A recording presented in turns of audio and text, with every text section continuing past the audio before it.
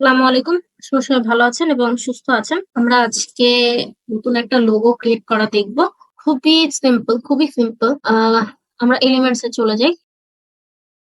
Graphics এ চলে যাব আমরা। আমরা এখান থেকে এই শেপটা নিতে পারি। এটা আমরা এখানে নেই। এবার আমরা টেক্সটে চলে যাই। টেক্সটে গিয়ে আমরা এড এ হেডিং থেকেই নেই। ফন্ট দেখি এখান থেকে। এটা দেওয়া যায়। কালারটা চেঞ্জ করে দেই। ওকে, ইফেক্টস এ চলে যাই। ইফেক্টস এ গিয়ে আউটলাইনটা আমরা ব্ল্যাক কালারের দিব এবং থিকনেসটাও বাড়িয়ে দিব। পারফেক্ট। এবার আরেকটা নিব, এটা হচ্ছে স্ট্রিট ওয়্যার।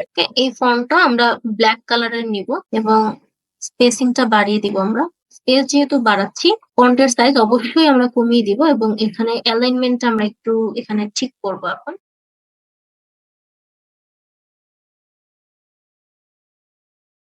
এবার কন্ট্রোল এ এবং ফ্লো। ওকে, খুবই সিম্পল। আমরা একটা লোগো ক্রিয়েট করা দেখলাম ক্যানভার সাহায্যে। আজকে এই পর্যন্তই।